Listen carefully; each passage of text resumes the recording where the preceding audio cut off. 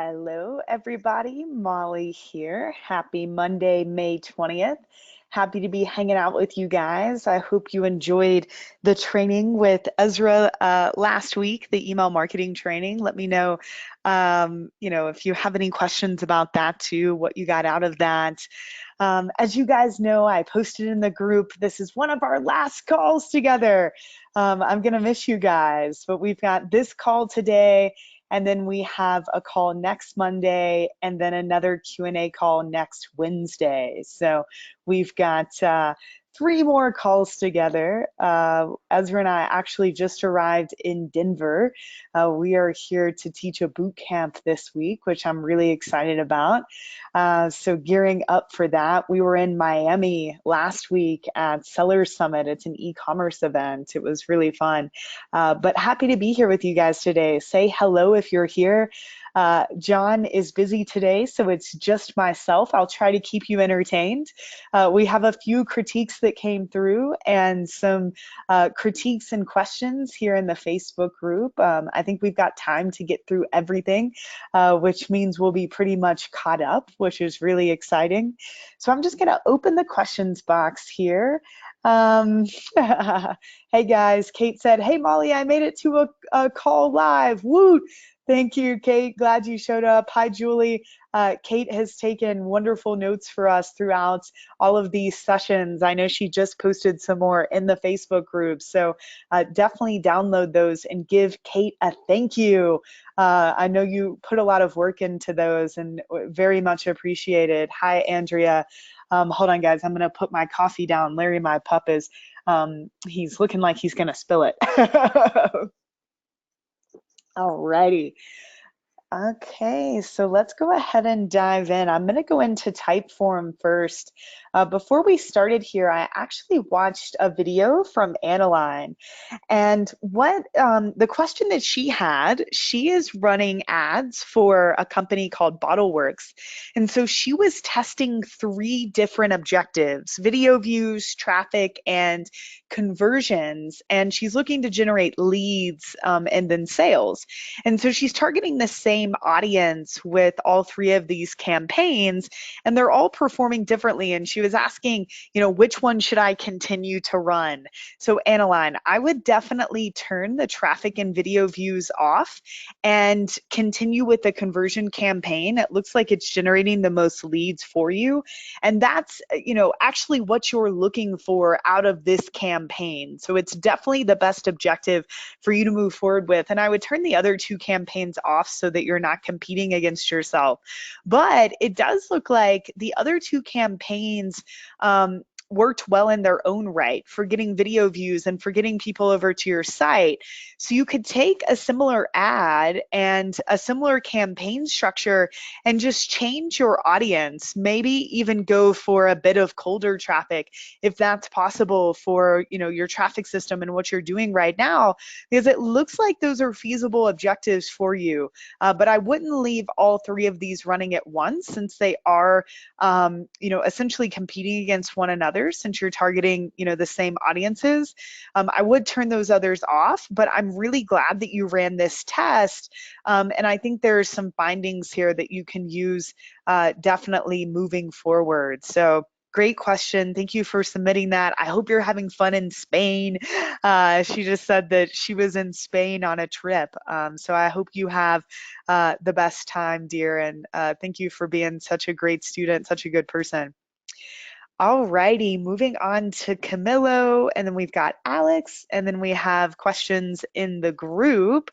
So let's go ahead and click. I think I downloaded this one already, but I want to make sure I have the correct ad. Okay, so we discussed this brand last week, if you guys remember, and I think we talked about changing the call to action on the page to, instead of getting a free consultation, to actually download more information like pricing and any other information that people normally request. And I remember Annaline actually said that that had helped her too when she was running ads for a senior living home. So I think this was actually a critique that we already covered from last week. I remember this ad copy too, and it looks like nothing's changed on the page. So what we said last week definitely still applies there, Camilo, if you're here, my friend.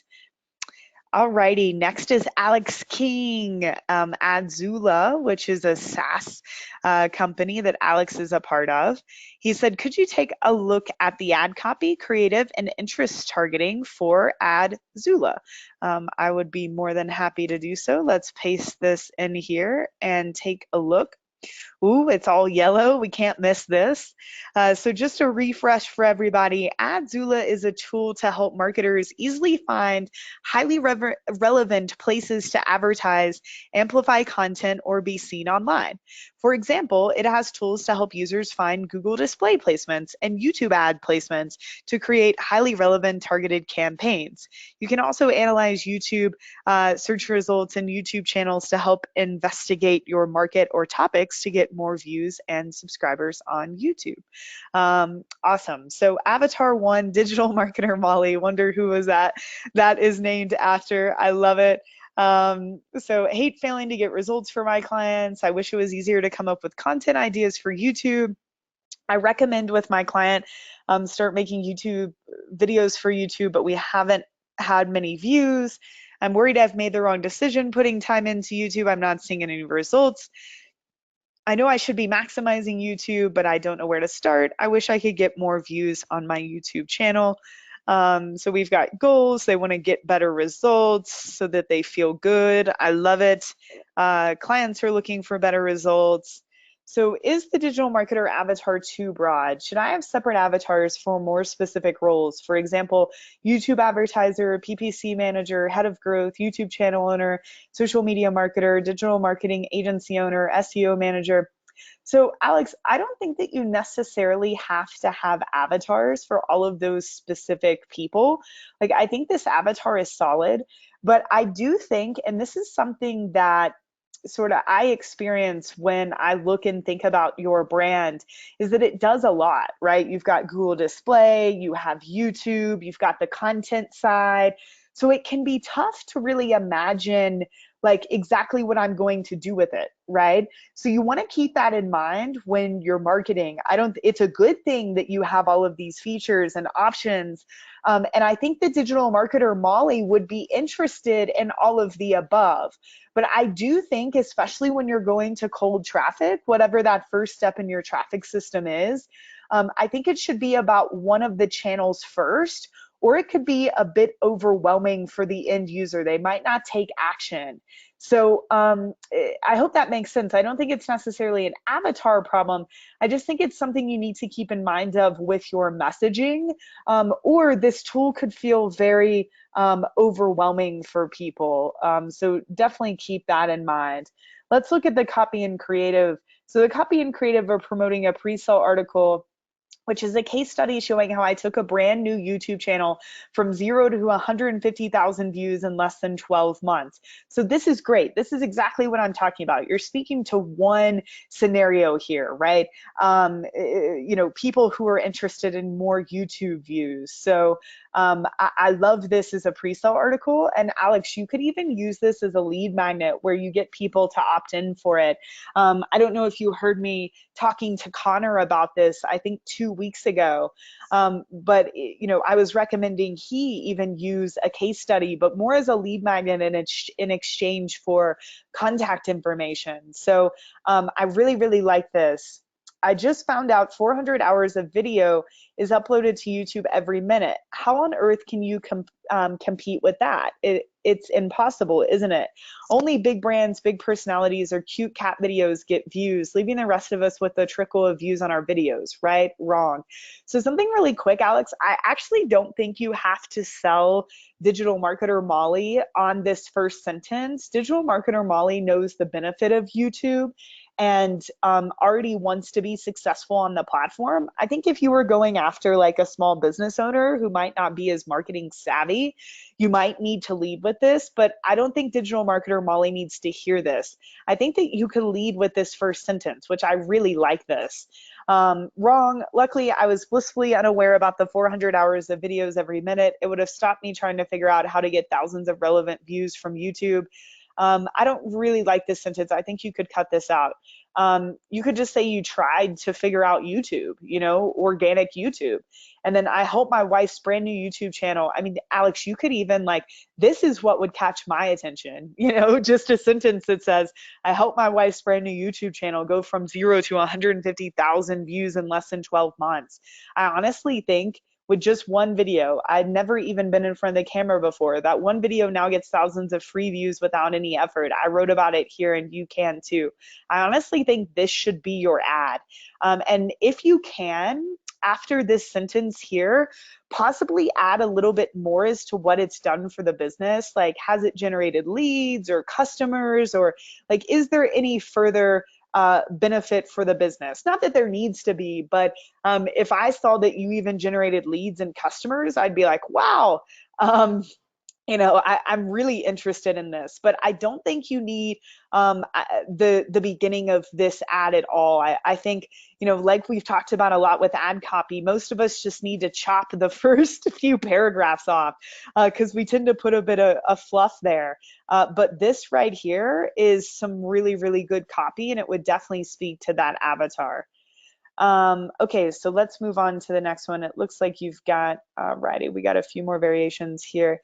How long ago did you check your YouTube stats? If you're anything like I used to be, you're probably checking multiple times a day. Or have you given up on YouTube altogether? I don't blame you. 400 hours of video is uploaded. So this is good. I just don't know. Like, it's obviously going to speak to people who are constantly checking YouTube stats. But if you aren't checking YouTube stats, you're kind of like going to go ahead and write this ad off.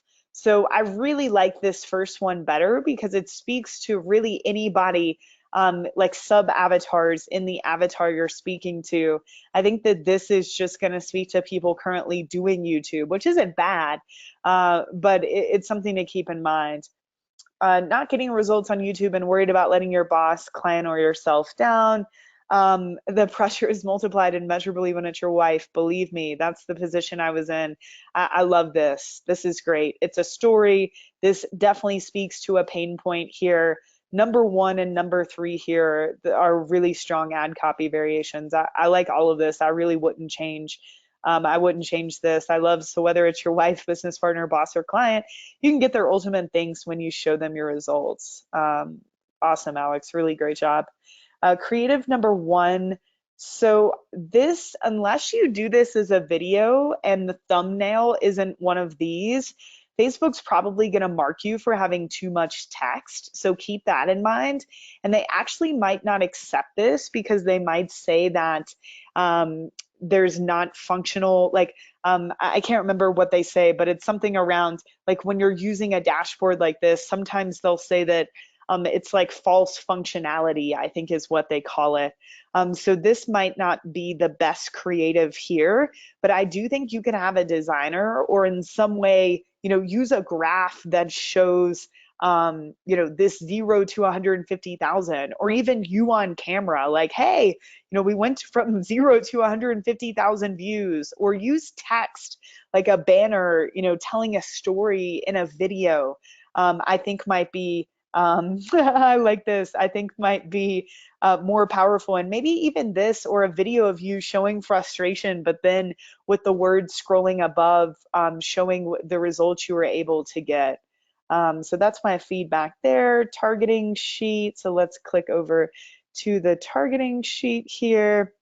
So Alex, it looks like I have to have an Adzula email to look at that. So just FYI, resubmit that. If you can. You've gone too far. Ignore the below. Okay, Alex. Well, this was fun. Really great job. Hopefully, this feedback is helpful for you. All right, guys. I'm just gonna check back into the questions here. We got more people hopping on. Tim said, "Good evening." Laura said, "Quick tip: he should also change the favicon. It still has the ClickFunnels favicon." Absolutely. So right here, it would just look a little nicer, Camilo, if we change that favicon so it doesn't look like ClickFunnels. Alex said, perfect. I like the lead magnet idea. Alex, that'll be good too because you can generate the lead and then, continue to communicate with them through email. I know that for Zipify, Ezra does a lot of consistent content marketing to that email list because buying a software can take a bit of thought and a bit of building of that relationship. So I think going direct for that lead would be better for you. He said, great point, Molly. I'll be focusing on one feature, the YouTube tools. Love it. Alex, you're almost there. I would just turn that into a lead magnet and then maybe offer them a free trial after they opt in for the lead magnet. And if they do take you up on it, obviously try to convert them into a paid customer after the trial. But if they don't take you up on the trial, then that's okay. Just make sure you have an email follow-up for a few months there, continuing to give them the value and build that relationship, maybe other case studies, maybe demo some different features inside of the tool for them. Awesome. I'm glad that was helpful.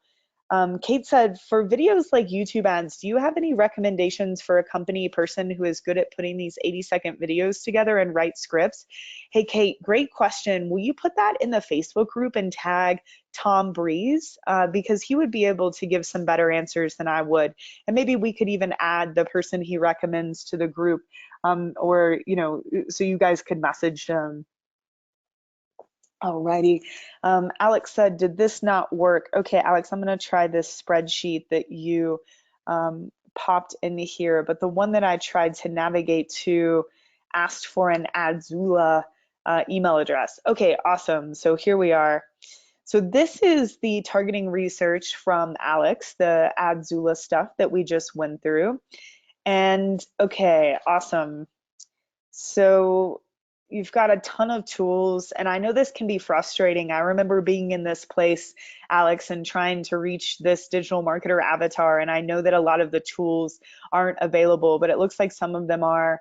SpyFu, Great, Buffer. Yeah, I think all of these are good. Anyone that's using any other SaaS tools in the marketing space is absolutely your avatar. I think Google AdWords is too broad right now. I think when you're ready to scale, Alex, that would be a good one to use, but I wouldn't start with it. Unbounce, Instapage, these are all interests I used when doing digital marketers marketing, and they worked really well. So you're definitely hitting the nail on the head here. Brand Watchers, Social Bakers, awesome. And of course, put all of these into Audience Insights too if you haven't already, and see if they have any other recommendations. Keep scrolling through here. I know a lot of these events aren't available, which is, it can be frustrating. I also had good luck with Search Engine Journal, Search Engine Watch, Search Engine Land. Yeah, Social Media Examiner, John Loomer, you hit the nail on the head here. Molly Pittman, not available. Maybe one day. Russell Brunson would also be a good person to target here. Adweek, Ad Age. Yeah, you've absolutely got it down here. Cool. All of this looks good, Alex. And I think, like I said, you could add Russell Brunson. You could put a lot of these people into Audience Insights and probably come up with more. Definitely think along the Amy Porterfields and interests that I target a lot. Mari Smith, Gary Vee might be good to target. A lot of marketers follow him. So I have a lot of success with those avatars. I don't know if you had him on here, but Mike Dillard would be good to target. A lot of marketers follow Mike, and they seem to be buyers, people that actually buy stuff like this. So really great job. I'm going to open up and see if you have any more questions here. Hey to everybody who's hopping on. So good to hang out with you guys. It's raining here at Boulder, but I've been in Miami. It was hot. I'm not much of a hot weather person. So when we landed back in the mountains, we had a flight at 6:50 this morning. So we were all really tired. But when we landed back here, I feel at home. I'm feeling much better. Check out my Instagram. It's Molly Pittman Digital. Check out my stories for a funny picture of Ezra sleeping this morning. He had his scarf wrapped around his head, taking a nap. We're having a good time. All right, guys. So I think we're handled here in the critique form area. So we're gonna pop into the group. So Erin, we've had some go back and forth. We've been going back and forth here, and she's actually got some more to add, and she's gonna resubmit. So we're gonna look over this, Erin, next Monday or Wednesday, depending on when you turn that back in, which is no problem at all. Tim, I know you're here, and I'm so glad you asked this. So he said, a Facebook rep told me that I have too many interests in my ad groups, about 20 in each. He advised not to have more than 3 in each because otherwise I wouldn't know which interests work. When I told him that their algo works best with certain audience sizes, he was surprised. So shall I sign him up for TMTP? No, seriously, Molly, what do you make out of this? He actually told that to my client too, and thereby contradicted my advice to my client, which I know can be very frustrating. So I know we've talked about this a lot, but Facebook just unfortunately gives bad advice a lot of times. And the reason for that is they don't actually run ads. And most of these reps don't actually, they've never run ads before. And so they're kind of taking best practices from like the top 10 brands like Coca-Cola and Adidas, et cetera, that are running ads and saying this is what works best. So, my advice to you guys with these audience sizes comes from data, experience, lots of money spent. And so this is a conversation I've had with Facebook. And what's cool is I actually just did add some people from Facebook to train my traffic person. They're going through the material and we're going to do some trainings together in Team Traffic next month. Actually, you guys will have a free month, so you'll be able to watch. And the reason for this is Facebook's realizing that they might not know as much as they might think, and I say this with love and gratitude towards the Facebook team. And so the reason that Facebook is saying this is because they're used to clients who are targeting very large interests. Like, for example, maybe yoga, which has like 100 million people in it. So they're putting 3 interests in there, and the audience sizes are actually normally like much larger than what we even recommend. But I don't think that Facebook's really thought about what we have as marketers and going deep and doing a lot of this research and finding these smaller interests, which therefore sort of forces us to add them together to create larger audience sizes.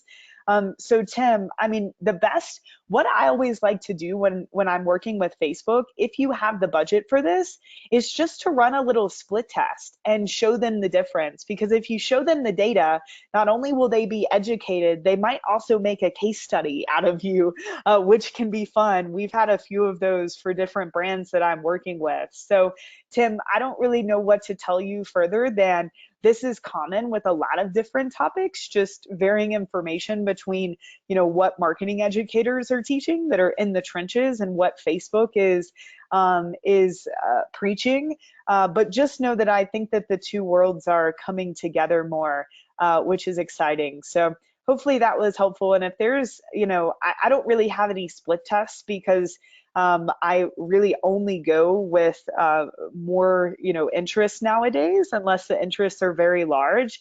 But if I A/B test that sooner rather than later, I'll let you know and send the screenshots because I know Facebook already always appreciates that. So you already commented on here. You're awesome, Tim. Again, love your pup. Hope you're having a good day. Alrighty, so moving on to Kelly, would you mind reviewing my new ad that is targeting email signups from my DIY beauty guide? I just made it live last night and I'd like your feedback on the creative and copy. Also, I'm thinking about offering a webinar since I feel like essential oils oftentimes require a bit of knowledge to get comfortable before making a purchase. What do you think? What's the best way to promote this webinar? Facebook ad and email marketing? Do you have any other suggestions for the type of ads I should run to my email list? So I totally agree with this, Kelly. And I've actually I've had essential oil companies as students before. And I know that education is huge. I know that, for example, with me, when I'm dabbling in essential oils, I'm wondering, how I should use them, which ones I should mix together. This is new for a lot of people. So I think the webinar is a great idea. I think you can use the webinar to retarget these people that you're already generating, these email leads.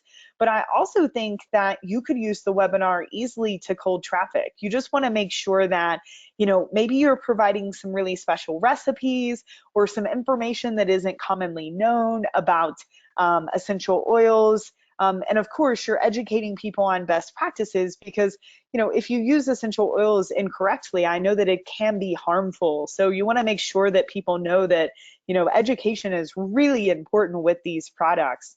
But you said, I'm so glad you signed up to receive my DIY beauty recipe guide.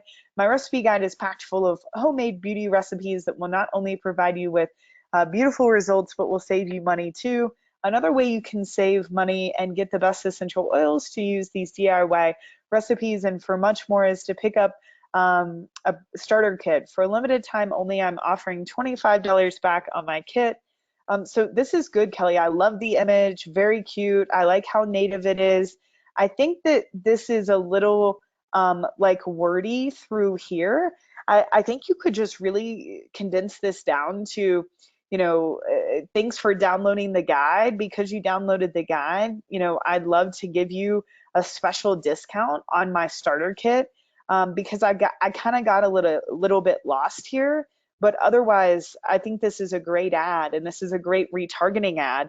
And of course, what I would do is also, like we said, take your webinar to cold traffic and the offer you can make throughout your webinar. I don't think you have to wait till the end of the webinar like most people do when they're selling information to pitch. I think that you can even start out the webinar with a, hey, if you want to get started in essential oils because you're on this webinar, I have this special offer on this kit for you, and just make calls to action throughout the webinar for this kit. And you can use a similar style ad here when retargeting people from the webinar. Just instead of, I'm so glad you signed up for my recipes, you would say, I'm so glad you signed up for my webinar. But great job, Kelly. Great progress here if you're on the call. Alrighty, we're just gonna pop you a note here.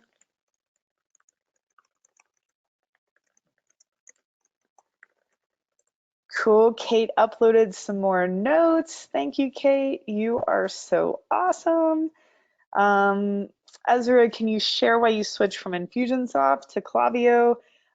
He could speak more to this, but I definitely know that this is, Sean, especially important for e-commerce. Like Klaviyo is great for e-com businesses, where Infusionsoft seems to be better for businesses that are selling, for example, information or local brick and mortar businesses. So I think a function of this is, just Ezra's business type, which I think is important to understand. Alrighty, next up is Jamie. You're a good copywriter, buddy. Well, I break the algorithm. Hey, Molly and John, I accidentally set the wrong custom conversion in my campaign. I used multiple URLs, got confused in the rush of launching. Campaign is performing really well, but if I create new custom conversions for the correct thank you page, will it break the algorithm and lose all my CBO progress in the last week? I plan to run another 2 weeks, would love to have good data when it's over, but not at the expense of starting over. Pardon me if this has been answered somewhere else, thanks. So I accidentally set up the wrong custom conversion in my campaign, but the campaign is performing really well. So Jamie, is this, so I guess the question I have, is this custom conversion that you set up incorrectly, is it functioning in your campaign right now? Does it have anything to do with your campaign right now? And because if not, and your campaign's working without it, I wouldn't worry about it. I would just continue with the campaign. It looks like you're in the middle of a launch. And that doesn't mean, as long as your pixel is installed on every web page. This isn't a problem. You're still collecting data, right? Facebook is still becoming familiar with who's visiting your pages and who's crawling deeper into your marketing funnels. So it really shouldn't be a problem here. So we'll just say, in case you're not on here,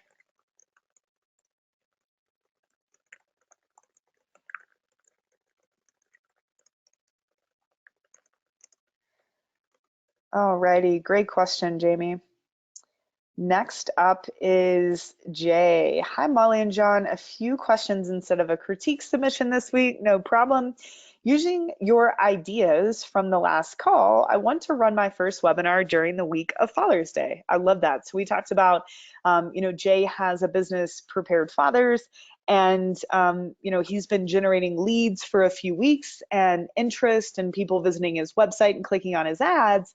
So it could be smart to run a webinar and maybe even some sort of monetization play, so like a sale on his products over Father's Day weekend, since it's so timely. So I'm modeling what Russ did for his first webinar. Ads for webinar run Thursday, June 6th through the 13th. Webinar date the 13th. Cart open the 13th. Replay 14th through the 16th. Call to action on webinar, sale of $497 product. Okay, I like this. The only thing I would do different, and I would actually have this replay available instead of just for 3 days, since, fathers will probably be busy over, Father's Day weekend. I would maybe have it available until the next Thursday, possibly. And maybe have the cart open until the following Sunday. So maybe have the replay and the cart open for a week. So it would close, I guess, on June 23rd. So when do I close the cart? Yeah, we just talked about that. Is it Sunday, June 16th at midnight? No, because that would only give you 3 days of your cart being open. So you want to give yourself more time. So I would keep it open for a week. Or should I wait till Monday? No, I would actually wait an entire week. How many retargeting ads should I have? So you would have one that's retargeting, all your warm traffic with the replay ad. And then you would have another one, so that would run all week from the 16th to the 23rd. You would have another ad that it's a direct sales ad about the product you pitched and the discount that you're giving. And that would run all week. And then the last 3 days, I would launch another ad that's more scarcity focused. Hey, the cart is closing in 3 days, just to put some scarcity there. What time should I do the live webinar on Thursday, June 13th? So we always do our webinars around like 6 or 7 p.m. Eastern time. The reason for that is it works for pretty much everybody in the US. It's not so great for Europe, but it is great for Australia, which a big part of our market is in Australia. So it kind of depends on where you think your market is, but and also you've got to keep in mind your audience is fathers, so they might be busy during this time. So you might want to do later after bedtime. So Jay, really just think about like what would have been best for you, or what time are you most likely to get on a webinar as a father, and that's what I would make the time. But I'm excited for you. Keep us updated, and yeah, definitely keep that cart open longer. You'll get more juice out of it. And it just gives people longer, it gives them more time to actually see the offer. Like I said, sometimes, especially because I do so much work on Facebook with you guys, I try to take breaks. Like this is, as you guys can see, the first time I've logged on to Facebook since, last Thursday evening. So if I hadn't logged on to Facebook, I probably, I would have missed a whole webinar, a few days. So you want to keep that in mind and leave it open for a week just to really account for everybody's schedules. Alrighty, next up, Sean Patrick Simpson. Too many custom audiences. Anyone else had this before? Any way of getting approved for more? You should be able to ask if you're in contact with a rep. You should be able to ask them to add more, I think, or just delete some. I'm sure there are a ton that you're not using, and it'll probably simplify things for you. So you could go either route, but I would just delete some.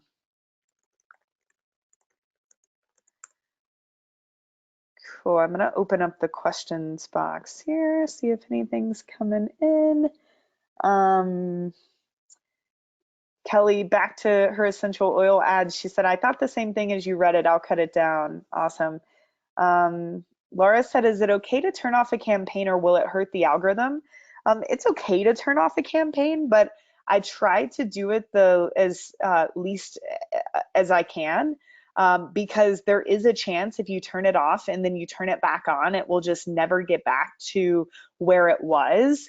If I do turn something off and then I turn it back on and it's not performing like it was before, I'll just duplicate it and completely restart it because that resets the algorithm, Laura. So Kitty submitted some private stuff for feedback.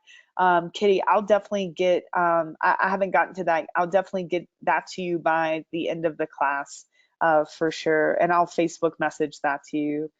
Laura said, also, when I see that 2 out of 5 ads are not performing as well, should I still turn it off? You mentioned that on last week's call that you try not to do that, but I feel like we'd be wasting money there. So Laura, you can turn it off, but I would really try not to, just because of the breakdown effect. I would recommend reading that article again. We should be judging the success of our campaigns at the campaign level because all the ad sets are working together and all of the ads are working together. Like, for example, someone might have seen, one of your ads and not converted, but it made them aware, right? And it got them in the mode to download or start thinking about purchase. And then they see another ad in the same ad set and they actually convert on that ad. Well, the other ad still played into the success of the other ad. It just wasn't the ad that was last clicked. So that's something that we can't really measure, but that we know exists. It's called the breakdown effect. So I really try not to turn ads off or placements really because they're all working together. And when we try to just look at one ad or one placement and turn other things off, you usually start to see your results go down the toilet. Alrighty. Let's see. Aiden said, hey, Molly, I haven't been on the Q&As for a couple weeks. I see that you're mentioning people in the Facebook group if you answer their question.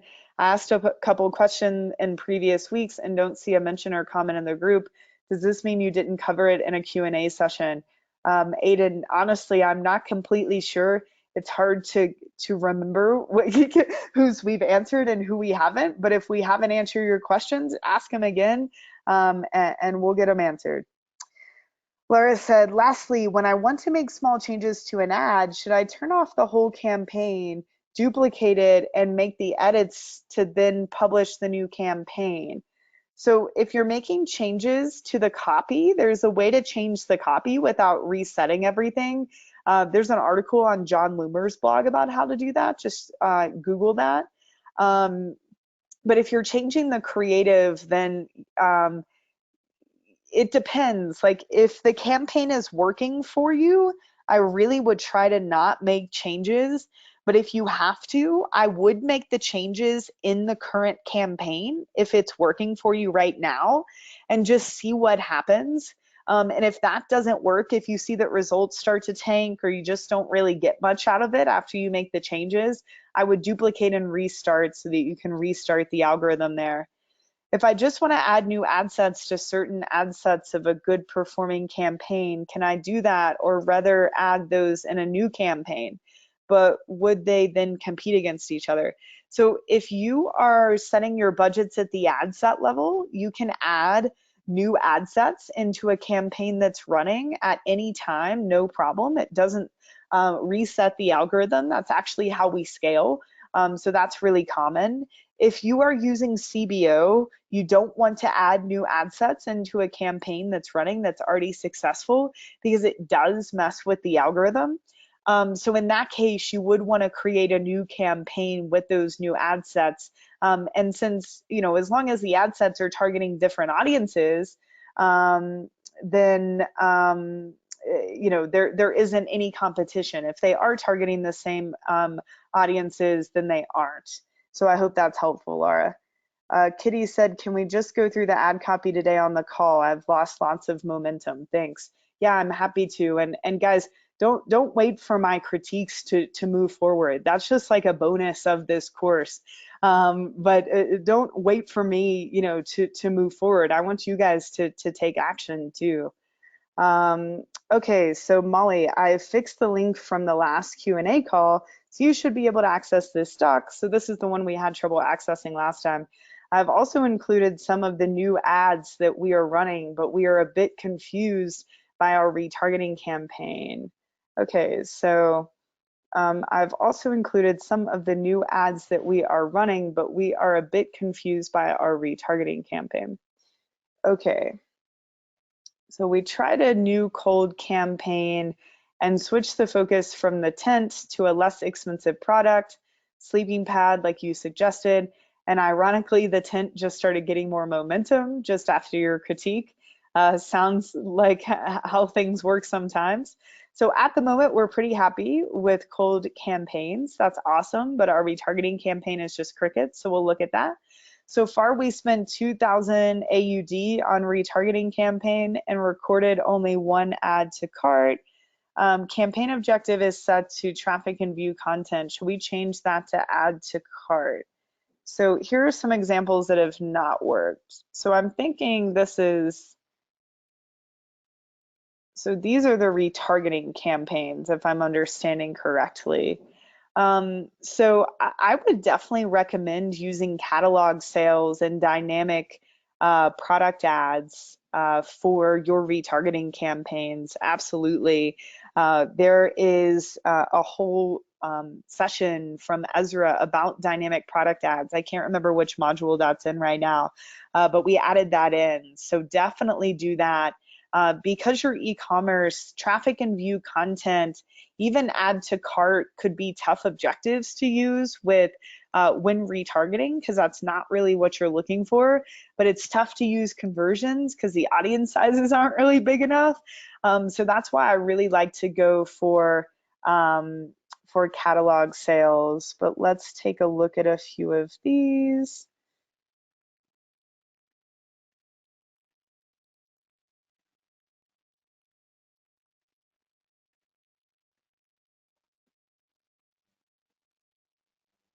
Want a reliable backpack tent, minimum weight, no middleman. Okay, cool.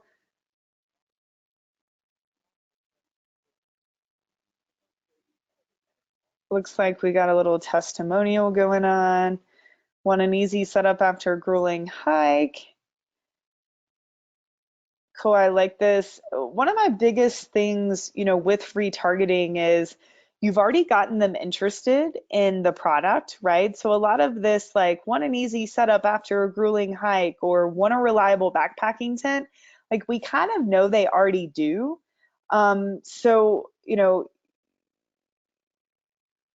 like compared to the bird beak, this tent was incredible. Okay, yeah, I like this a little bit more.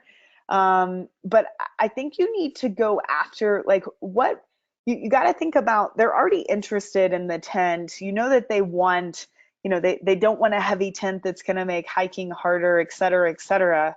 So I think we got to figure out what are their objections now that they've already visited your site. One of them might be price. So if you can, you might want to try something like we've shown with Ezra, a click to messenger ad where someone can click for a coupon. Maybe you give 10% off. You deliver that in Messenger so you can generate those subscribers, but you still send them over to the product page through Messenger. I think overcoming price, maybe take some of your frequently asked questions and use that in the ad copy. And I think testimonial ads, just like you said here, but the only thing with this one is like, I'm definitely a qualified person for you here. And I don't know what bird beak or big Agnes really is. So I don't think this is the best testimonial. I think we need a very story-based testimonial, almost like the ads that I ran for Panda Planner to the mom avatar or to the stress and anxiety avatar. I just think the testimonials need to speak more to, again, overcoming some barrier to purchase they may have, or really speaking to an experience they may have that pulls at their emotions. You know, maybe they're buying this tent because they want to have these amazing outdoor experiences, you know, this summer. So I think you really got to focus on more than even demoing. Like, go to Boom's page or search Boom in the Facebook ad library and look. A lot of their retargeting is about, you know, we're you know, cruelty free, because that's a big question that we get. You know, is this tested on animals? We've got you know, ad copy that's like over 50,000, you know, 5-star reviews. We offer the 10% off discount. So, you know, we're more so overcoming the barrier to purchase than trying to sell them again on the particular product. So, okay, let's check this out. Performs as well as sleeping pads that are 3 times the price. So I really like this. And then we've got testimonials. So this is definitely more what I'm looking for, but I would try to stay away from like great quality for a price, quality, performance, affordable, great product, amazing customer service. Like, this is language you would hear from any company. Like, people are really blind to this type of language, but not these. These are great. So take out these all caps and tell these stories. You know, I've been collecting items through the winter months and getting ready for my first year of hiking. That's awesome. Much better quality than other sleeping pads I recently bought and returned. You know, the 3 units I purchased for myself and boys were flawless. Bought for backpacking, used pads several times in cold and warm weather. So these are great. And I honestly like this, that you're speaking to the price, and you're doing more of a direct sale here. I think you could even just use carousel ads. Like I said, these could be dynamic product ads with, you know, kind of more professional product shots here, to get them back to the product page. So I think my biggest suggestions are around copy and sort of the hooks that you're using here, which we just discussed. And also, you know, I would mainly be using dynamic product ads if I were you. I think the objectives here are probably throwing you off sales wise. So thank you for submitting these. And I hope that is helpful. Just critique these. Alrighty, guys. Kate said, Attila, oh my goodness, your dog collar article. We have a min pin that is a puller on the leash. And when my husband moved to New York City before coming up Boston way, he had to walk him all the time. And then he started hacking and having trouble breathing. And we found out that his pulling on the leash severely damaged his throat. And now if he gets excited, he has trouble breathing and hacks. Yeah, this is a real problem. It's sad. It literally sounds like a cat coughing up a hairball. We had no idea this could be an issue, and we would have never had our colors on our dogs if we had known that. Please, please keep spreading the word. We were horrified. Wow, I love this. Kate, you're so awesome. And, you know, maybe if, yeah, feel free to use anything I said in ad copy. I was going to say, you know, this would make awesome ad copy. That's such a good story. And Kate, I had the same experience. I grew up with a dachshund, and we used to put her on a chain in the backyard, and it was around a collar, and she would, you know, run, and it just wasn't good for her throat, and we just didn't know it was a bad thing, and she ended up even having back problems. So Attila, that's something else to keep in mind. Thank you for telling this story, and thank you for always giving back. You're very, very much appreciated. And then Kate, given even more here, it looks like she's talking to Shiva about an experience that she had here with another iPhone case that was similar to hers, but Kate thinks hers is better. That's awesome, Kate. You're great, and thank you again.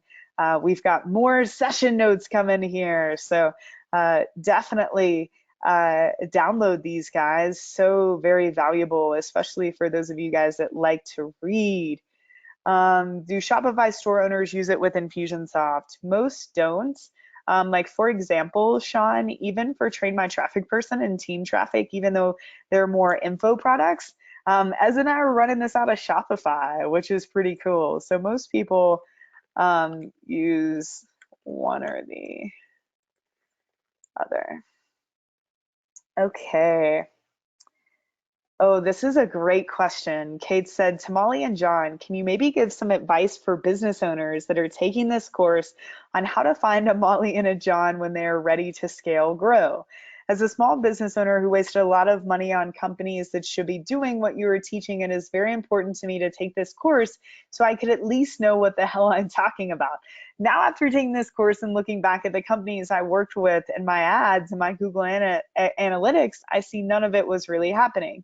I'm going to be doing the ads for a while, but I assume I'm going to get to a point where I need to hire a company team to do it for me.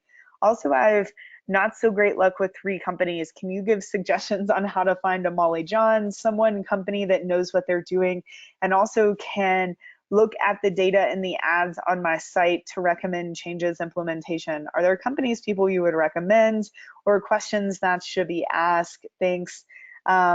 Where you guys would also recommend attending. Okay, so this is a great question, Kate. So first off, you always have 2 options, you really have 3 options. Bring someone completely in-house. So, that's what John and I did at Digital Marketer. We were full-time employees there. And, that was a big company that we helped start from the ground. And my biggest recommendation if you're doing that is, especially if you're bringing on a full-time media buyer, give that person a percentage of top line revenue, because they really will feel like they have a stake in the company and what's going on. That's very, very important. And find someone that maybe isn't the most skilled ad person, but that you're willing to give, allow time to go through Train My Traffic Person to learn this stuff. If you do want someone full time that's going to be with you for a while. The second option is a freelancer. So someone that maybe doesn't have a business, but sort of does this on the side. And that person's usually going to be cheaper than your third option would be more of an agency. Now, there are a few people in this group that, and I'll make sure we add Nahal here. These are all people that I recommend that have their own agencies, but are still pretty reasonably priced. So, for example, my co-host on Perpetual Traffic, Ralph Burns, he has an agency called Tier 11, but they really only take companies that are already spending, tens of thousands of dollars a month. It's for really, he just took on Papa Murphy's Pizza, which is a huge chain. So, he's very expensive and really caters to big brands. But these guys do a great job with smaller companies. They're very reasonable. They're people that I trust. They're actually all flying into Denver or are in Denver right now to help me facilitate this boot camp this week, because I do trust them so much.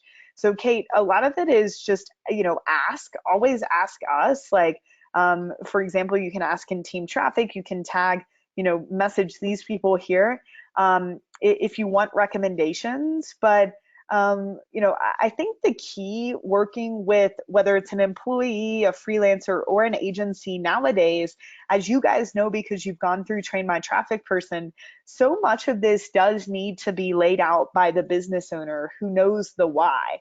You know why you created the product. You know why this matters to your avatar, because you built this company.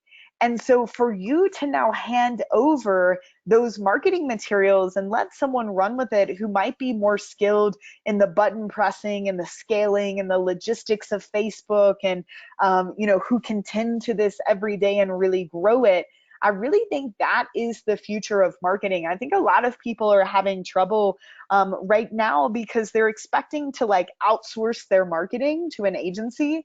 And it doesn't work, because, as you guys know, you must have that authenticity embedded into your marketing message to work on a social platform like Facebook in 2019. It's really hard to just hand this over to an agency. So Kate, let's keep this discussion going. This is very interesting to me and great question, and probably applies to a lot of you guys who are listening.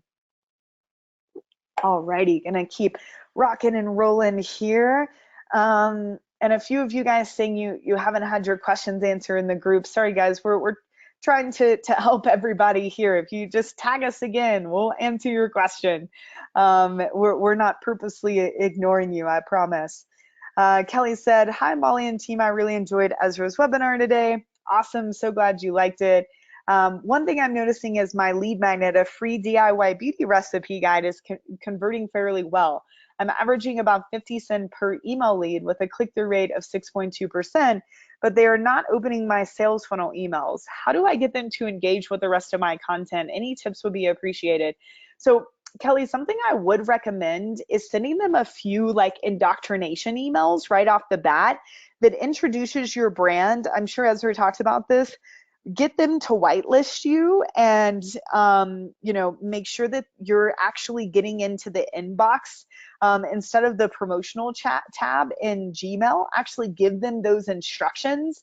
So, make sure those first few emails aren't salesy. Make sure they're very personal. Give them instructions, like I said, so that they do whitelist you. And then go more into the promotional emails. But sometimes if someone opts in and they immediately start receiving promotional emails, it can be a bit tough for them to digest. You also might want to check out your sender score and make sure that you're actually reaching those inboxes. But yeah, just prime the pump a little bit. And then did you split test subject lines? That's another good idea, just to see if maybe some different subject lines, something more curiosity based or something more personalized. See what works best for your audience. Alrighty, Kate said, sorry everyone, I've been traveling and my business got a call out on a TV show. I saw that on Facebook. So proud of you. That's exciting. I'm gonna get the notes caught up. You're awesome. No worries. I'm free apologizing. Love you too. She said the social feature that featured my cutting board on TV gave me their clip of my product call out. I of course want to use this in every way possible, but I'm unsure if this could be used as a Facebook ad.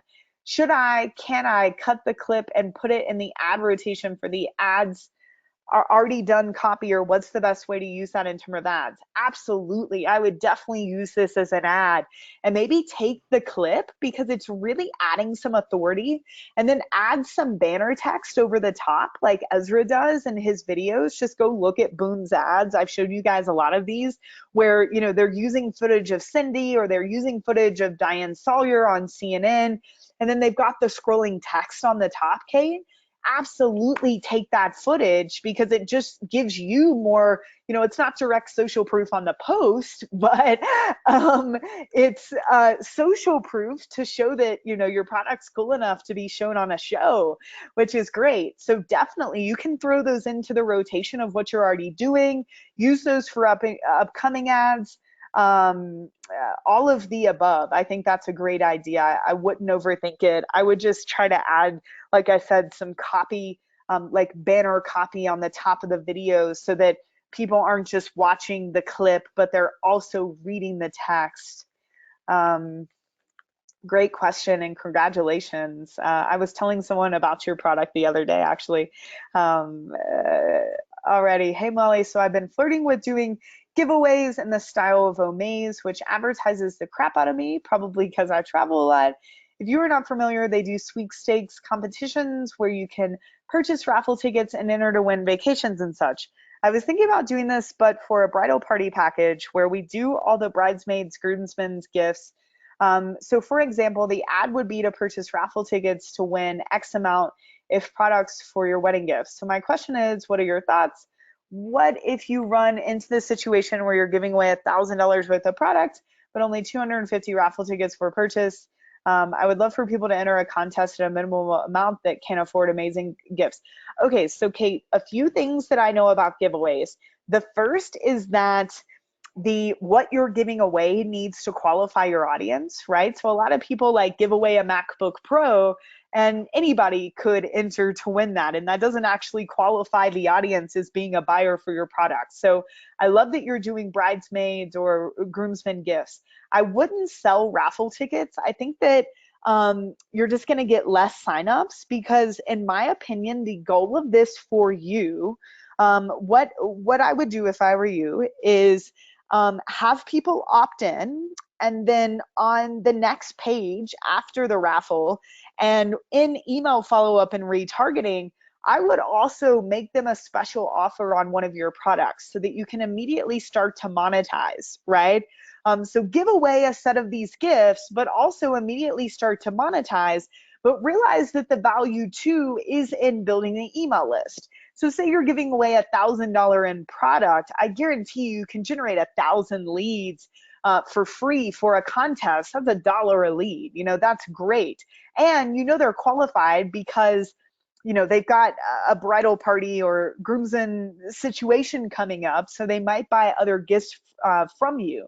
So I know that Ezra does a lot of giveaways, and so for example, everyone gives their email address to enter to win this bundle, for example. And then during the giveaway and after the giveaway, they also run a promotion for a product that's similar to what they're opting in for. Maybe it's 10% off, right? So that they can start monetizing. So they'll usually make a good amount of money, and they've generated, thousands of leads to build that email list of people that are going to come back and buy Boom products later on, maybe with some more content marketing, or just when they're ready to come back and buy. Maybe they see a retargeting ad, etc. So no worry about the questions. This is a great idea. The biggest thing is I just wouldn't have them pay for a raffle ticket. I think that might throw people off. And I think the benefit for you is building this list of people that are your ideal avatar here. All right, Steph. Hey, Steph. She said, question for the room. Has anyone been having trouble creating customer file from a list of names and emails? A client's been asking, and I want to make sure I have the right info. I found this, but I want to make sure. So I probably created one 3 weeks ago. Yeah, this looks like the right steps here. And I didn't have any problems. So yeah, this info looks right. Are you having any troubles yourself? So should be all good there, Steph. No big updates. Okay, where did the info and ad tabs go on pages? So everything's now in the Facebook library. So you can just Google Facebook ad library, and you'll be able to search pages there. Okay, Aaron, good question here. Okay, 2 quick questions. When I want to edit something small on an ad, should I duplicate the campaign, make the edit? Okay, we talked about this. You just submitted this here into the chat. So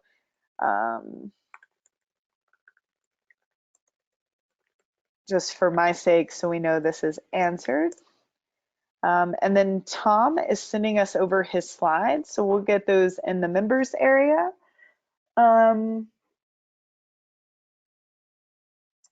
Okay, so Catalin, we're gonna search. I've been having trouble finding their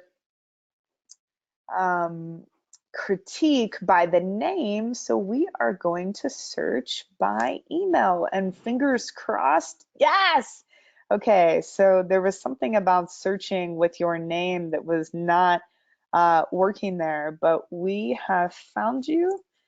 And let's get you critiqued here. So go back, just a refresher. So you've got ninjashark.com.au, snorkeling shop. I remember this. We've done a few critiques. Snorkeling online shop, advanced full face mask, now in Australia.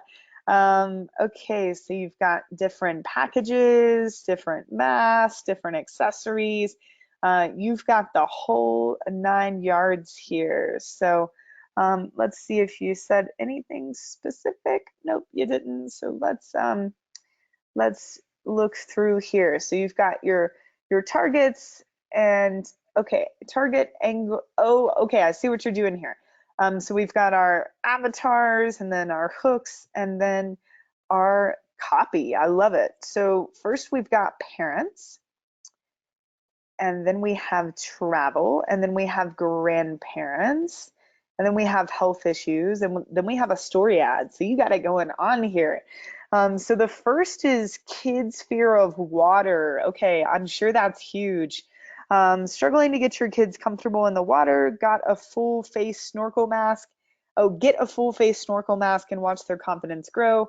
Ninja Shark's full face snorkel mask for kids was made to solve all common worries children have about being in the water. So I like this. I wouldn't transition into using your brand name right here because I just feel like I'm being sold to.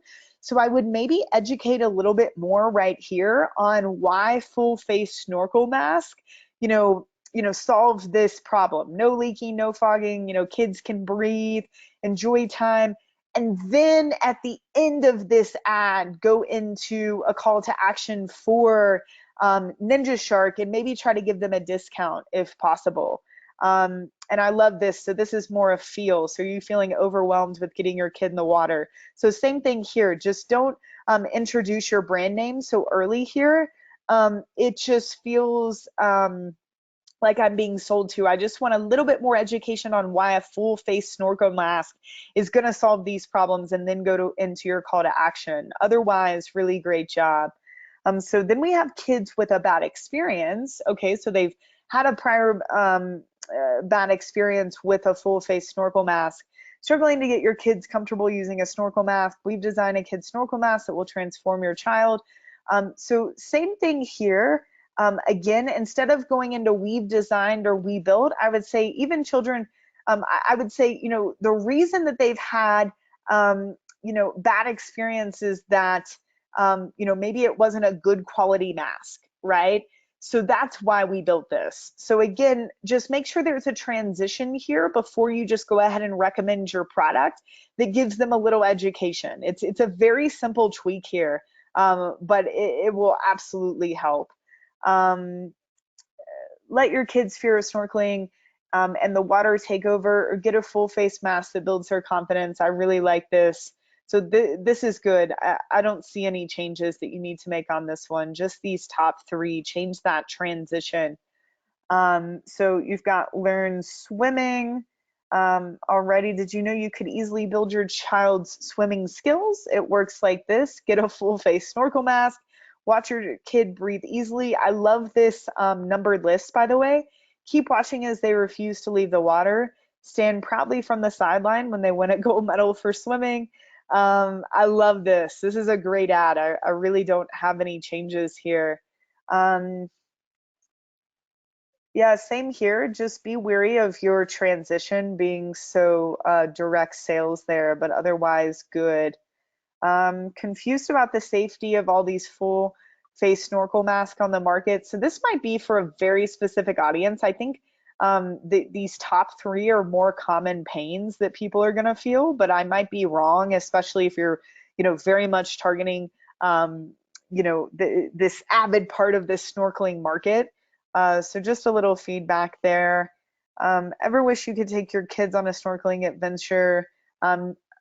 Yeah, again, just make sure this transition here. So ever wish you could take your kids on a snorkeling adventure? It's a great way to, what are those benefits that aren't actually the snorkel? Open your kids' eyes to new experiences, bond with your family. What are those things they're really looking for? Because it's not the mask, right? So just go a bit deeper here to speak to that after state. What are they really looking for with having the snorkeling experience? I was just in Australia at the Barrier Reef, and I saw families, they were snorkeling, and I'm sure it was fun to see the reef and the fish. But what was great to see is they were spending time together away from their phones. Kids were just blown away. It's it's Finding Nemo in real life away from the screen. I think you could have a whole ad about that and about bonding as a family before you really transition into direct selling here. All right, so then we've got travel, grandparents, and health issues. So we'll just look at a few from each of these avatars. Are you feeling left out on holiday because you don't feel comfortable using a snorkel? Okay, this is good because I've actually experienced this before. Just again, be aware, don't transition right into this. Give them this content first and then add, that's why we made Ninja Shark right after that. I love this too. This is great. Spend another day on the cruise ship. Love both of those. Um, Tired of doing the same thing with your friends every day. This might be a little bit generic. Um, this is good. Really making memories. Tired of spending days at shops or at the pub. Have an outdoor adventure. I like this one for sure. Did you know that you can see 700 different species of fish travel in a single location each year? This is great. Book a trip to the Maldives, I think is how you say it. Get yourself ready for ultimate adventure. Hop in the water. Just keep in mind here that this ad feels like you kind of have to book an expensive trip, which is probably true, but you're really trying to sell the mask. So maybe take this part out about booking the trip. But I think, going on this underwater experience, it being, it's more than just getting to go underwater. It's like snorkeling is cool because you get to see it's like it's like science class, right? But in real life. So just some tweaks to make there. Um, Grandparents, honestly, I think a lot of the copy that you're going to use for your parents, you could use for grandparents, but trying one or two of these would be good. Um, like struggling to get your grandkids comfortable in the water, I do like that.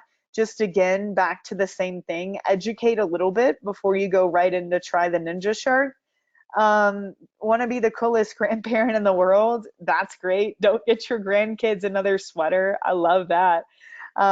Get them a full face Ninja Shark mask, most advanced full face snorkel um, mask on the market. This is great. There's really no changes I would make here. I like this better than this one here. This one's good too. Struggling to think of new and exciting ways to connect with your grandkids. Um, how about giving them the best snorkeling adventure of their life? I love this. I like this one better than this one. I think grandparents are going to respond less to the numbered list that our other avatar would versus this adventure of a lifetime. Alrighty. Yeah, looks pretty similar. It's like instant happiness for your kids. Yeah, you're just gonna have to test some of these too. These are all great hooks. We're just gonna have to see which one really resonates. And then for health issues, okay, so I definitely wouldn't do neck pain. Facebook's going to flag that, so I wouldn't run these two. I honestly wouldn't say surgery either. So I would be very, very careful with these health issues. Hate having your nose squashed by a snorkel mask. This is good. Something to keep in mind is it's going to be hard to target this health issues avatar anyways. So I would definitely go after parents, grandparents, and the other avatars you've identified before this health issues one. And then you have a story ad. 3 years ago, I tried my very first full face snorkel mask and it changed my life. From that moment, I knew this was the only way I could get all my friends to hop into the water with me and explore the beauty beneath. You might be reading this as a snorkeler and scoffing, but it's all true. There have been studies conducted on the beaches of Australia, Europe, US, and Brazil, and the results all share the same sentiment. The general public tend to consider snorkeling difficult. So that first experience with a full face mask was what started me off on this journey. So I like this, but I'm getting a little lost right here. That was a lot for me. So it looks like this is for someone who's tried snorkeling, but it didn't work for them. If I like this, but I would maybe test another version of this ad that's about snorkeling and how it changed your life, just period, right? Like the experience that you had, not necessarily about how much, like, I think you need a story ad for the person who's never snorkeled before and someone who has snorkeled um, that has maybe experienced some of these pain points. But really great job. Thank you so much for submitting this.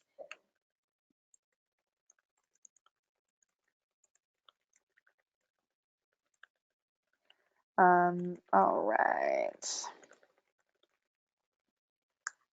Got that answered. Sean Patrick, we got you covered on this question. Um, we were talking about lead magnets. He has an info business. He said, interesting. We do have a lot of success with content blog post ROI, but they're much longer than Ezra's. It sounds like I should be careful of comparing ourselves to e-commerce. Absolutely, Sean. Sean, they're new to the group. They're selling information and um, mostly courses and things. And Sean, I do think you could have success with, we've talked about this before one-on-one with success with these articles, but I think the name of the game for you is you need to generate these emails too. Like, I think it's good for you to have pre-sale articles, but even more than an e-com business, you have a real need to generate email addresses so that you can build that relationship with them so that they further know who Sarah is so that they're more likely to buy because selling information is just so much harder. So that's the real benefit I see of going direct to lead magnet too. And I think you can do it both ways. I don't think one is right and one is wrong. And I don't think you even have to test them against one another and say pre-sale is better than lead magnet. I just think you need to realize that the pre-sale is going to have its place because it's going to appeal to people who don't like to give their email address away, that want to read a piece of content, and then who might buy from you. But I do think there's a case for you to have just a lead magnet that people are opting in for. So you're kind of hybrid here. And you also say, is it more realistic to focus on break even for info product acquisition funnels and immediate profit for e-commerce? Ezra's examples of profits straight off the bat in module 2 had me scratching my head. But then you talk about breaking even in your info product video. Yeah, it just kind of depends, Sean. Like you'll see as you go through the course with Russ's launch, for example, for his webinar, we did way more than break even. I think we had like a 5x return on ad spend. So I think when you're running evergreen traffic every month, especially for an info business, break even is pretty realistic.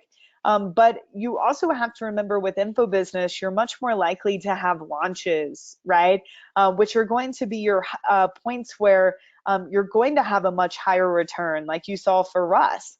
So, now he's running ads that are just generating leads that he's not monetizing, preparing for the next launch he's going to have, where he's therefore going to monetize. So I think the difference too is ecom and info just have different monetization structures. Ecom is more evergreen. You're always selling. You really have to pay attention to products, where info tends to be a bit more launch based. So it just depends here.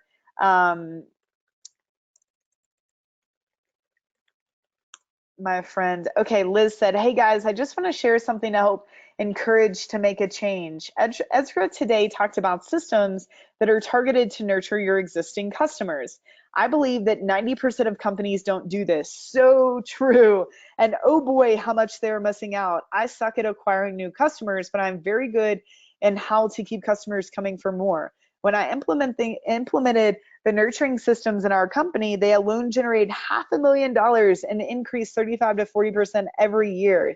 Guys, implement the things that Ezra talked about today. It will make a huge difference in your company. There are many other things that can be done, but these things that Ez talked about are fantastic. So true, and that's why when we look at Facebook ads, so many people are worried about the return on ad spend and needing it to be 5 times immediate. And I kind of understand that. But if you're able to acquire customers that break even through Facebook ads, do you know how lucky we are to do that? Because all it takes is a simple back end system, like Ezra talked about last week, that is going to further monetize. And what that does is it allows us to acquire so many more customers at volume because we're not trying to acquire customers at a profit, right? So instead of acquiring 5 customers at a profit, we're willing to acquire 15 customers at break even. And the beauty of that is we now have 15 people to continue to remarket to and to increase their lifetime customer value versus just 5. So Liz, I love this. Preach, girl. Great. And John was talking about Ezra's email here. I think I answered, yeah, answered this one. And Paul said, can you review lead magnet for landing page, agile? Yeah, I look forward to feedback as soon as possible. Yeah, guys, we're trying our best. Last Train My Traffic person, everybody got one critique, and we've done unlimited this time. So I don't mean to be a grump, but we're trying as fast as we can here, and critiquing these as many as you guys turn in. So. Okay, note on the lead page, main image size to be increased. Download button won't take you anywhere yet. So this is for a lead magnet for lead page for lead magnet daily Scrum checklist, and then a sales page. So there's a lot going on this page. So this paragraph here is definitely tough. I would remove this. This is too much going on here. I don't think anyone's going to read this. So I like this. Organize your team with the daily Scrum checklist. I think limited time offer looks a little salesy, so I'd probably remove that. Learn how this max 15-minute meeting will organize your team and explode their productivity today. So remove this. This is great copy. Remove this entire paragraph. Move this these bullet points here up. And I would honestly remove this, put this image here, have the download button, and you are good to go. Otherwise, this looks great. Huge, huge progress here. Way to go. And then on this, so something else to remember, and I know that you're probably speaking to two avatars here, but especially this person that's gonna download the Organize Your Team checklist, you got to remember that when you go from the lead magnet to the sale, the promise needs to be similar. It's a continuation of a story. So they're not really looking to prepare for their Scrum Master certification online. They probably don't really care about the Scrum Master certification, but they want to take this course because they want to go deeper into learning Scrum so that they continue to organize their team, so that they continue to have a more productive team. And so I would really focus on that on this sales page. And this is a little tough here. Again, paragraphs are tough for people to read. So I think there's gotta be preparation video training. I think we need a new headline, right? Like, this is what it is and the real benefit, right? I think you've got to rethink that here for this sales page, and really less about the certification. I don't think they really care much about this. This formatting is a little funky here. I like that you go into details about what they get, and the reviews are good. So I think your biggest optimization here is on this top area. So Paul, just cover this on today's Q&A. All righty. All right, guys. Also, Facebook recently announced that they're going to give consumers the opportunity to click a button that is essentially clear history, which would remove them from all custom audiences, like of people who have visited websites, for example. Don't panic about this, guys. I think it's actually a good move for Facebook to help them win trust back of the public. And also, what we'll find is most consumers actually aren't going to go click that button, right? So some of us that are tech savvy or really privacy savvy might go click the button, but a lot of marketers are probably going to try to make a big deal out of this just to get people to panic. Don't worry about this, guys. And thanks for posting this, Hallie, because I meant to bring this up to you guys, but I don't think this is going to affect us at all. And the good news is when they clear history, we'll still be able to retarget, for example, people that will engage with us on Facebook and Instagram. So, if they click through to your site from an ad, for example, they would still be in that audience. So all good there. Alrighty, it looks like we are caught up. We've still got 5 minutes left. Kitty, I will get you your individual critique. I know you wanted that to be private. And scrolling back to um, the questions, Alex said, you're doing a great job, Molly. Really appreciate your critiques. Thanks, Alex. This has been really fun. Love giving you guys the feedback. And, we know that we're going to further systematize this for the next round of people, but this time was sort of all you can eat. And by the way, I'm enjoying the Watch Me Work videos you added a while ago. I'm partway through watching you do the targeting research for Boom. So useful. You guys are welcome. Go to the bonus section of the members area. Check that out. It's got a bunch of new stuff. Kate said, did you get the gift I sent for you and John to your P.O. box? So Kate, I have been gone for like 5 weeks now from home, just traveling. So I haven't been home yet, but thank you so much for sending that. And I'll get it as soon as I get back. So hugs to you. Thank you so much. I said, yes, we did. Sorry, he. Laura, I'm not sure what that was about. That was from earlier. So um, let me know. Andrea said, can you recommend a reasonable analytics person for a small business owner? Maybe John would know of one. Totally. Go ahead and tag John, Andrea. He'll definitely be able to recommend somebody for you. What interests do you find for the stress and anxiety avatar? Great question, Kitty. I think there was like a stress and anxiety association. I just typed in stress and anxiety. Do that and you'll find a few interests. I didn't find a ton, but definitely check that out. Laura said, yes, all of this was so helpful. Thank you so much. No problem at all. Molly, thank you so much for all your feedback, advice, and compassion. I've never been involved in a training that has given so much. You're amazing. Thank you so much. That really means a lot. Kitty said, no, just go ahead on the call. Okay, so we will round this out with Kitty, and then any other questions. I don't have to hop off right at the 30-minute mark, guys. I've got a little bit of time, so if you've got any remaining questions, feel free to go ahead and ask them now. If not, like I said, we've got another call next Monday and another call next Wednesday. And then for the month of June, you guys get a free month of Team Traffic, which has Watch Me Work videos uploaded every month, a ton of other trainings, access to Ezra and I through, we've got another critique system through Team Traffic that's a bit more systematized. So you guys will get a free month of that. So alrighty, we've got for Kitty, she's got Spice Farm, which is a brand of hers. Alrighty, so stressed out Sally. I was so stressed out. I used to drag through the day with knotted muscles in my shoulders and lay awake worrying at night. Things started to improve in an unexpected way.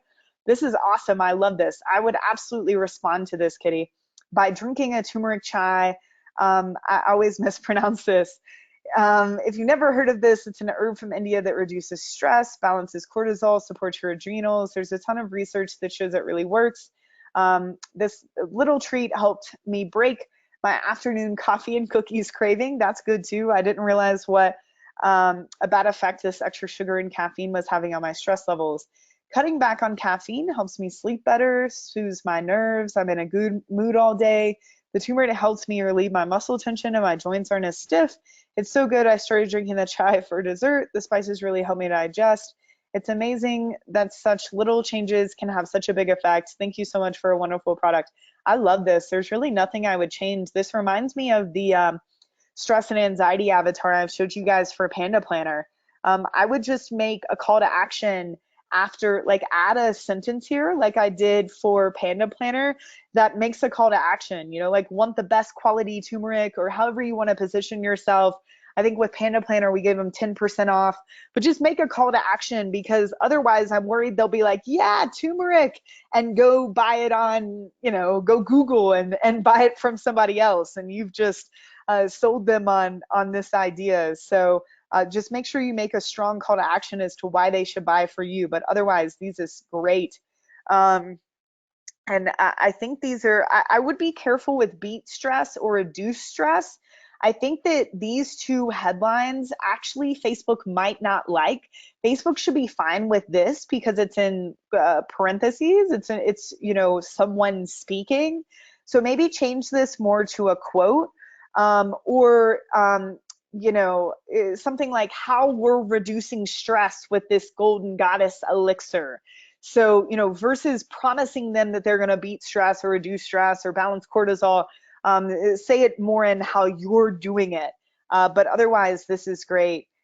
Test several photos of customers holding a cup of the chai. I love that. Very native. Maybe even try a carousel, of people consuming chai. I think that's great. All right, so Avatar, Carla the Craver, Wendy weight loss. I finally broke my sweet tooth with a healthy treat, and all kinds of good things started to happen. Candy, cake, and cookies. I love this. Completely different hook. Were my downfall at work. They helped me cope with the stress of my long commute and crazy workload. I'd have sweets every afternoon with a cup of coffee to keep going. All right, then I discovered these chais. So I love this. You're again just telling a story. So it looks like, again, same recommendation, as above. Make sure you have a strong call to action at the end of this testimonial, and be careful with these headlines. Just change them a bit so they're not as much of a promise. And for your buttons, unless these are videos, I would have no button actually. If it's a button, I would just use learn, or if you are using a video, then use the learn more button. Otherwise, I wouldn't have a button here. And I love these. You're so cute. These are great. Definitely test these. And maybe some other customers holding them too. You're right on the money. Just very native ads. Again, you could even use a carousel. This one is the turmeric lovers. So this person already loves turmeric. So do you make golden milk? I used to, but man, it never tasted good. Okay. I tried a couple of ready-made mixes. I love this. I love that you're using this format. It really works, like telling this story. It's more than a testimonial. It's telling a story. People so resonate with that. But same feedback, just have a strong call to action. These are fine. Go beyond golden milk. I like this because if I was making golden milk, even if I liked the way it tasted, I would look at this and think, oh, there's a step further I can reach towards here. So I like this, and try the ultimate golden milk. I like both of these, Kitty. These are great. And these are okay going to the sales page. Just like with Panda Planner, I went right to that product page. And like I said, I offered a coupon code and I gave it directly in the ad. So if you're willing to do that, that might be a reason for them to buy from you. We just gotta have a call to action that makes them want to buy from you, and not go and buy from someone else on the internet when you've done the hard work of actually selling them on the idea. And yeah, I would do more native ads here. You said shot a clip showing how to make the drink. So yeah, if someone's already making the golden milk, showing making the drink would definitely be a way to catch their attention if they're already making this. Probably even more so than just having someone with a cup, because it is golden milk. So I like this idea a lot. Maybe just a quick, like 5-second video that's showing it being made already. And then stressed out Sally. Americans are breaking records for stress and anxiety. For the first time in 10 years, we saw a significant jump in the annual Stress in America survey about their health and about their loved ones. Yeah, this is good. So leading with logic. Cool. I can't wait for you to test this. I really like this. I would respond to this, and people that maybe aren't going to respond to more story-based will respond more to this logic-based. So I really like this. I think you could maybe test this a little shorter. I don't know exactly what you would cut out actually, so it might be, this might be good as it is. But same thing here. We need to sell them on why they should buy from you. And I don't know if this creative is going to work because there is a lot of text on here. They'll probably give you low reach because of that. But you could make a cool little video where the thumbnail, just quickly goes away, and then maybe this arrow moves up and it's just stress in America over the years. I mean, that would absolutely get your point across. You could get a designer on Upwork to create that. You could probably even create that in Canva easily. Okay, then Mandy the meditator, I like this that you're leading, because someone with meditation is immediately, we've caught their attention. What do meditation and turmeric have in common? No, this isn't a trick question. New science points to a common big benefit, one you may never have heard of. It's from the field of epigenetics. Increasing numbers of studies have show a compound in turmeric, and the practice of meditation can reverse molecular reactions in our DNA. Wow, I want to do these in combination now. Again, this is great. So education, maybe cut out a little bit of this. It's getting a bit long. So you're selling them on these elixirs as your reward treat for meditating. I like this. Just again, we've got to have a strong call to action as to why they should buy from you. One of the headlines, I would just have meditation plus turmeric equals, heart, or sort of have an equation there, so that someone that's meditating, which I'm sure there are tons of interests around meditation, when you show up, you see that equation. Well, if you're already meditating, you have to have turmeric. And if we make a strong call to action as to why they should buy from you, I think this will work really well. I think I remember in the ad creative section, I showed you guys image from Four Sigmatics. If you go to their page, I'm sure they're still running this ad, but they just have an image of a mushroom plus a coffee cup. And I think you could do something similar, like someone meditating plus however you could visualize turmeric as an image with really no words even. And maybe, I mean, definitely imagery around someone meditating, maybe someone meditating while holding turmeric, or I'm sorry, while holding one of these elixirs, even though I know you would probably drink it afterwards, it's just still that visual of these two go together. That's another suggestion there. And then same thing here, it looks like you're doing with yoga. So really same feedback. I would have someone, with yoga, like you said, holding a cup, just so, but again, make it very native. Like, even take the photos yourself, or see if you have any customers that are meditating and doing yoga that are willing to send you, that are willing to send you photos of themselves doing yoga or meditating while also holding one of these elixirs. But Kitty, these are awesome. Great job. Huge progress. Can't wait to see how these do for you. All right, guys, we're going to open the questions back up. And okay, let's see here.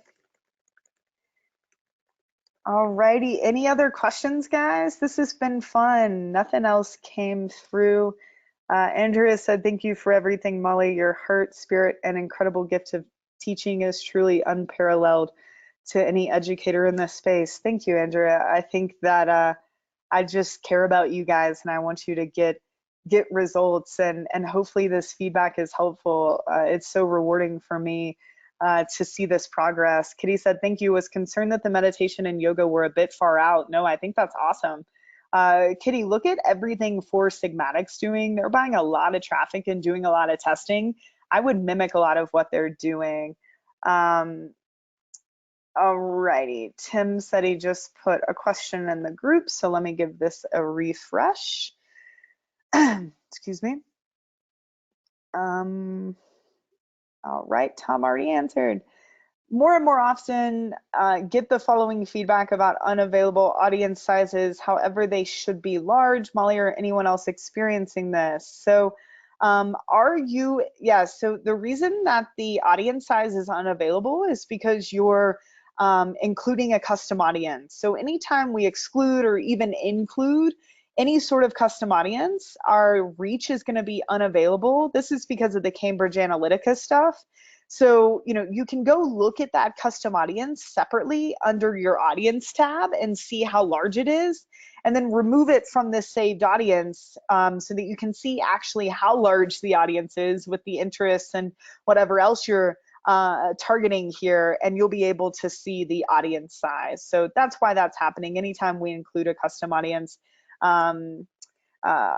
it's not going to give us the actual audience size, which can be pretty frustrating, I know. Awesome. Okay, guys, well, it looks like we answered everything. Feeling caught up. Looks like Tom's already getting back to you, which is great, Kate. Tom's, or Tim, Tim, sorry. We've got, I saw Tom, but I wanted to say Tim. It looks like you're good to go. This was fun. As always, guys, feeling caught up. And I posted in the group, but just a reminder, so we have a call this time next Monday. So a normal Q&A call. And then before next Wednesday, so sometime this week, I'm going to post in the group, what is the #1 thing holding you back from succeeding with paid traffic, right? And try to make it one thing. And I want next Wednesday's call to really address these big blocks that you guys have, because you've learned a lot, you've made huge progress, but I want you to go out there and implement. I want this to work for you. I want you to scale. I want you to achieve what you're looking to achieve. And so if I can get on next Wednesday and just remove the biggest blocks for people, this is really effective when we do this in the team traffic group. And I think that's a fun way to end this together. And then this group will be, you can keep asking questions in this group, and through the end of May, a few people have kind of grumbled, why don't we keep the group open for commenting? We've tried that, but what happens is, even if we're not answering the questions, the group still actually, there's a lot of maintenance that has to go into this. So the best thing for everybody, so this doesn't turn into a ghost town or it doesn't go unmoderated, which can actually become a really negative experience, is just to turn off commenting in here. You guys can still search the group. You can read anything that's in the group. We aren't deleting anything. And then of course you guys will get a free month in team traffic. And it looks like here Aaron asked Ezra a question, so we'll make sure this gets answered. Sorry, I got sidetracked there. But just so you guys know what's going on, again, this has been so fun. Thanks for showing up. Gonna check the questions box. Looks like nothing else came in. Hope you guys enjoy your week. Go out there, implement, get some testing in, bring back some results next week, so that we can end on an even higher note. All right, guys, talk soon. Have a good night or morning wherever you are. And thanks for being here. I appreciate your time. Bye-bye.